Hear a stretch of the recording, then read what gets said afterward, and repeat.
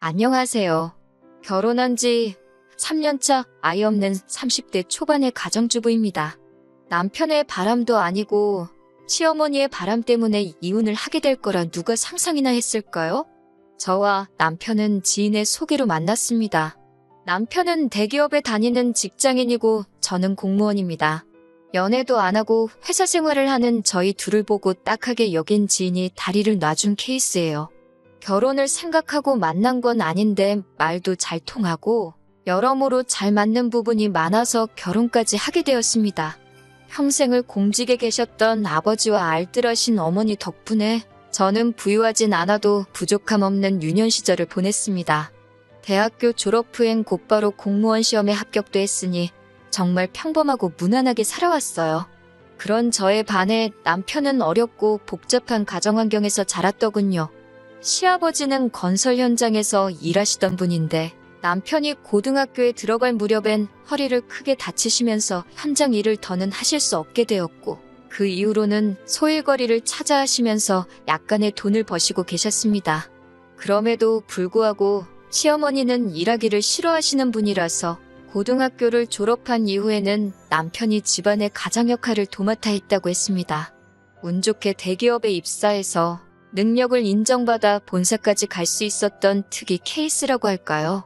아무튼 다니는 회사가 대기업이라 연봉도 높은 편이고 그래서 딱히 재정적으로는 걱정이 없을 줄 알았지만 막상 결혼 이야기가 나오면서 서로의 재정 상태를 오픈했을 때 솔직히 좀 충격적이었습니다.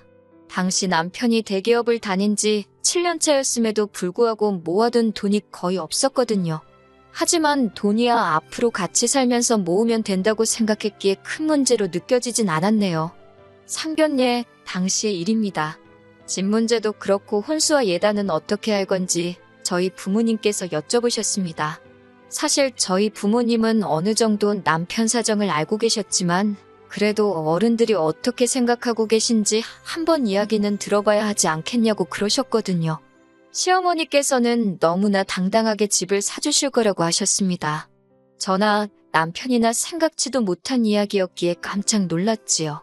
그 이야기를 들으신 저희 부모님도 그렇게 해주시면 저희도 혼수와 예단은 집에 맞춰서 해서 보내시겠다고 그러시더군요.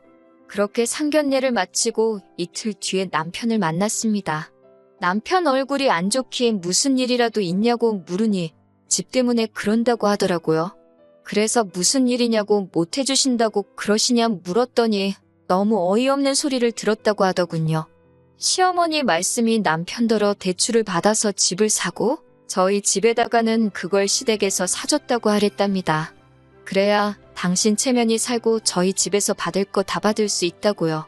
그 이야기를 듣는데 어이가 없어서 그럼 그 대출은 어떻게 갚으라고 하셨냐 물으니 그런 이야기는 없으시더래요. 한마디로 일단 저질러 놓으면 별 수 있냐 이거더라고요.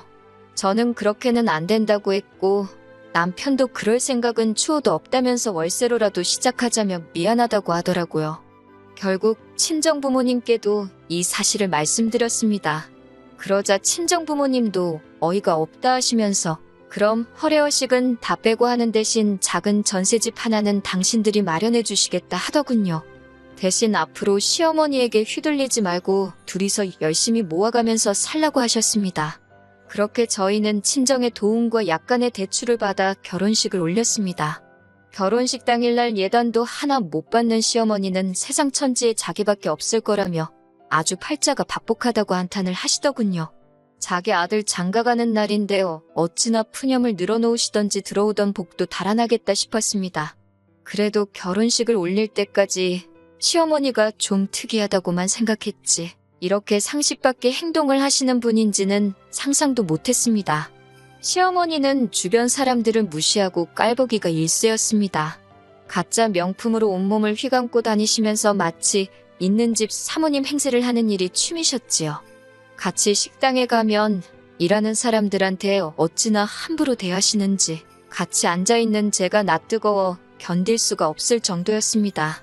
한 번은 다 같이 고깃집에 갔는데 특정 회사의 막걸리를 찾으시더라고요. 종업원이 없다고 하니까 팁이라며 1,000원을 주시고는 가서 사오라고 하는 거예요. 종업원이 이러지도 저러지도 못하고 쩔쩔매고 있기에 제가 다녀온다고 하니 종업원을 가리키며 손님을 위해 이런 일하라고 저런 것들이 있는 거라며 손님이 왕인 줄 모르냐고 저더러 가만히 있으라고 하시더군요. 종업원은 제가 보기에도 갓 20이나 넘었을까 싶은 어린 친구였어요. 결국 제가 종업원한테 미안하다고 가보라고 했더니 시어머니께서는 제가 당신을 사람들 앞에서 망신줬다면 난리를 치더군요. 결국 남편이 시어머니를 가게 밖으로 모시고 나갔고 저는 종업원을 비롯해 가게 사람들한테 소란을 피워 죄송하다며 몇 번의 사과를 해야만 했습니다. 뉴스에라도 나오는 거 아닌가 며칠을 걱정하며 보냈을 정도예요. 하지만 이뿐만이 아닙니다.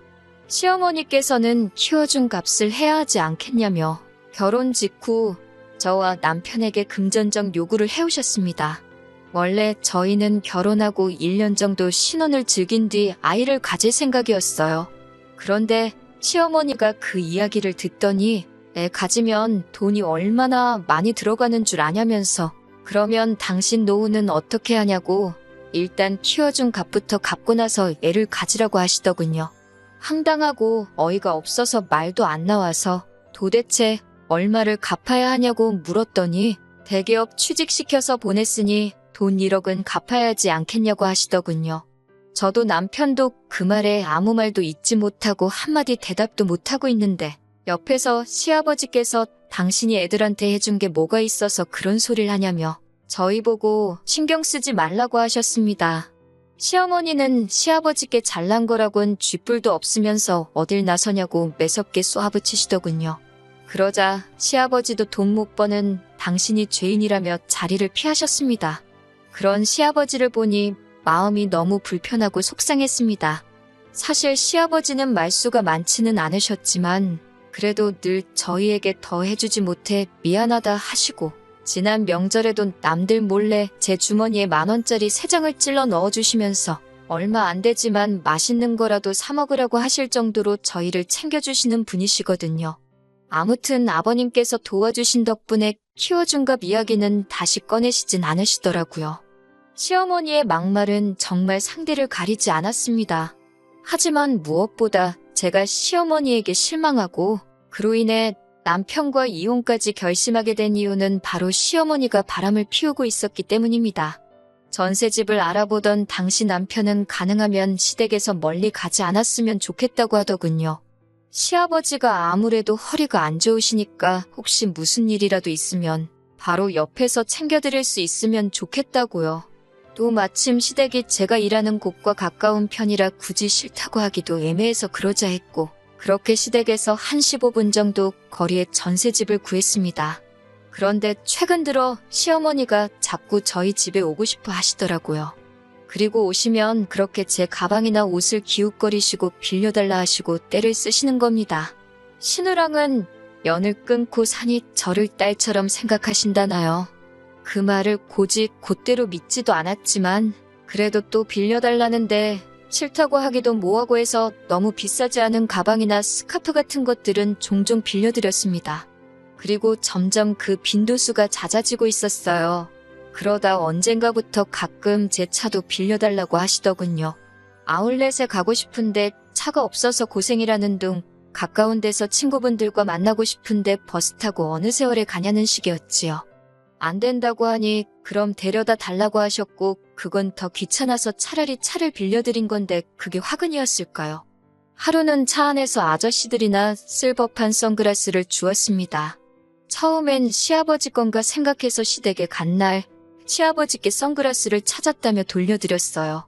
그런데 시아버지께서 당신 물건이 아니라고 하시더라고요.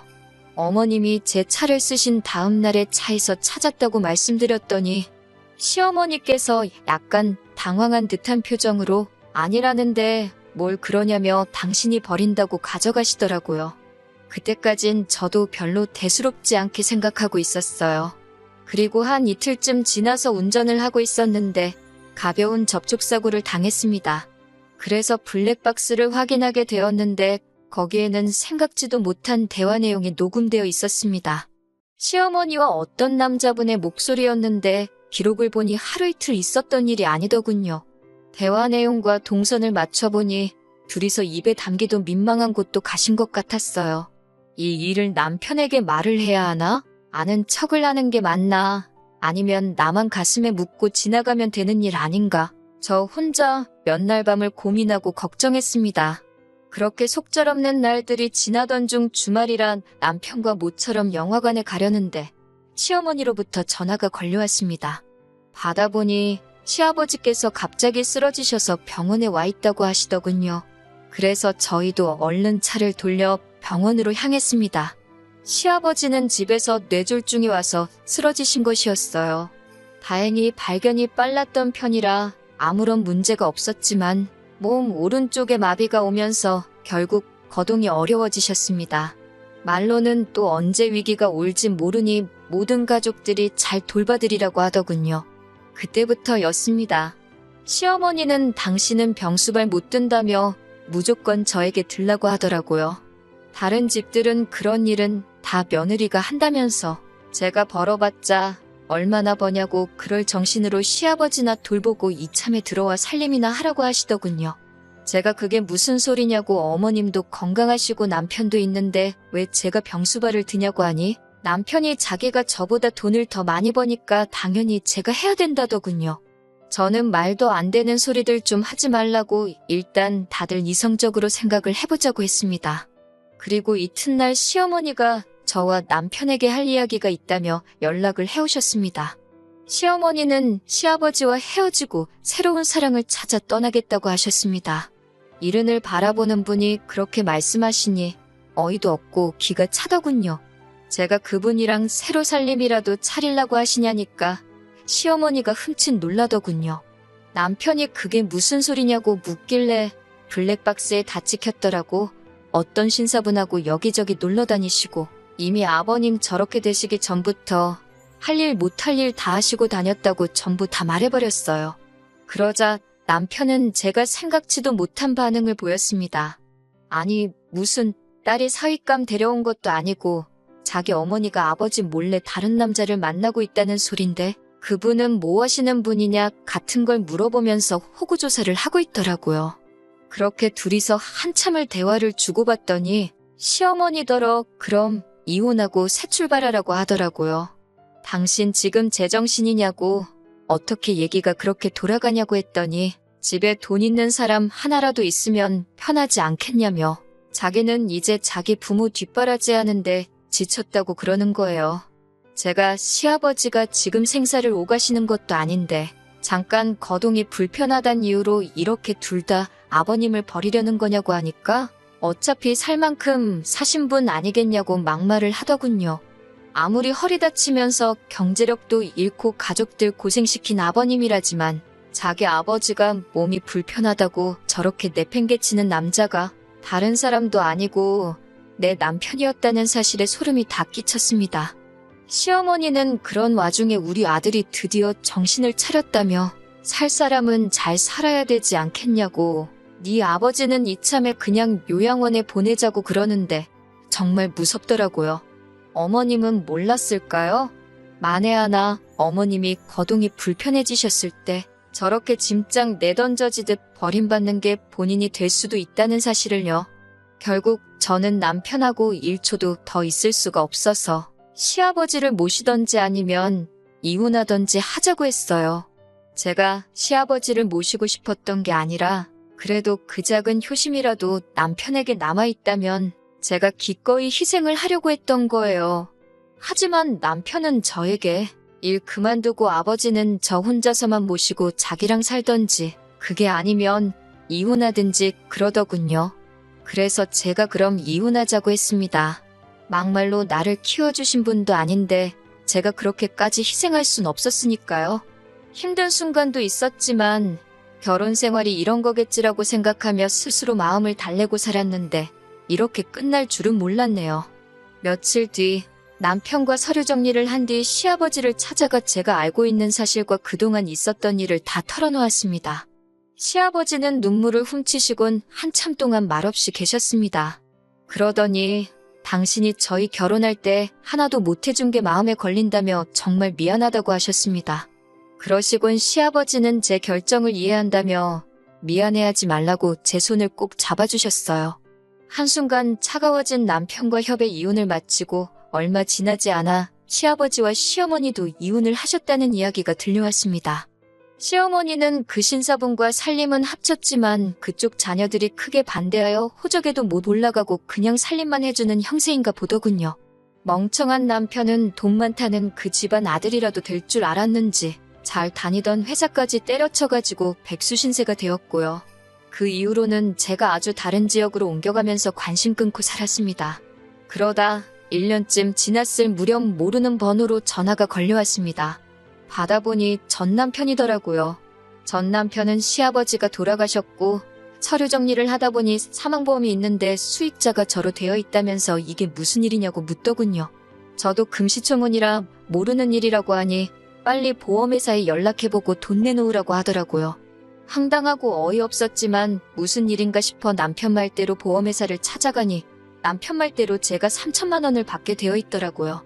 그 길로 곧장 변호사를 찾아 물어보니 이건 법적으로 제 돈이라고 나눌 필요가 없다고 하더군요. 하지만 아직까지 그 돈은 손도 못 대고 있습니다. 감히 쓸 수가 없더라고요. 만약에 제가 모셨다면 더 오래 살아 계셨을까 그런 후회에 눈물만 자꾸 나네요.